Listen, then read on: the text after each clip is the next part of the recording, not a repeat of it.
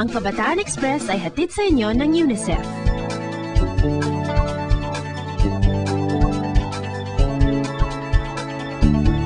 Tapos na tayo sa Mindanao at sa Visayas. Dumako naman tayo sa mga ulat mula sa Luzon. Mga munting bata na may munting handog sa kanilang komunidad ang bida rito. Maliit man ang kanilang handog, malaking inspirasyon daw ang dulot nito para sa mga taga-daet. Kaya naman naisipan ding ikwento sa atin ng KNN Camarines Norte Bureau ang kwento ng mga batang sakristan. Panoorin natin to.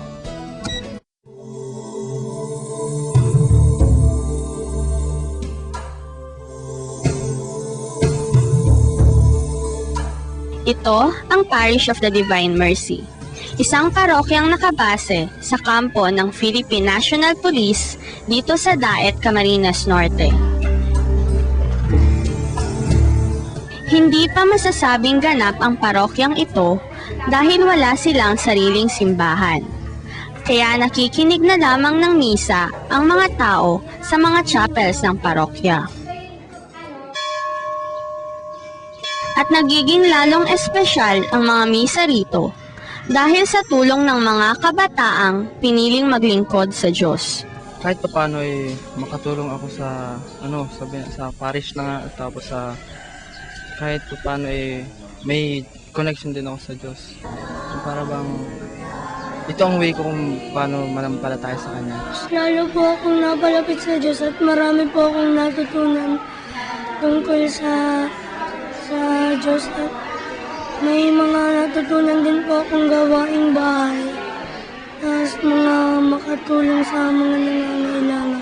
Hail Mary, full of grace, the Lord is with you. Tulad ng kanilang mga kasama sa parokya, gusto rin ni Noe at JP na magkaroon ng isang permanenteng simbahan. Kaya naman, bukod sa pagtulong sa mga pari sa paghingi ng kontribusyon, nakaisip din sila ng mga munting paraan para makapag-ipon ng pondo. Nagtitinda po kami ng palastas dati po, tapos nagtinda din po kami ng t-shirt.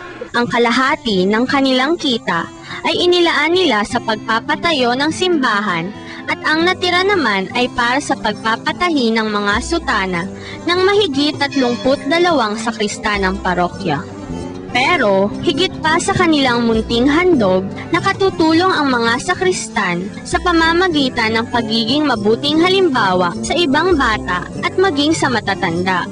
Malaking tulong din yung bata na siya pang kumulat doon sa magulang niya, makapagsimba. Tapos siguro yung ibang bata man, nakikita sila na parang gusto rin nilang kung bakit gusto nila malaman kung paano magsakristan.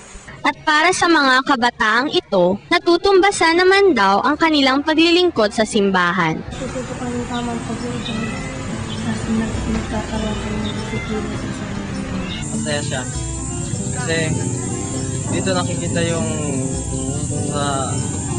samahan namin na magkaroon ng pagkakaisa. Tapos magkaroon din ng connection to each other. Nalilimutan ko po yung mga problema kapag nagsaserve na po kami. Dahil sa mga sakristang ito'y, hindi ako magtataka kung isang araw ay meron nang nakatayong isang magandang simbahan sa lugar na ito. Dahil sa inyong paglilingkod, saludo kami sa inyo.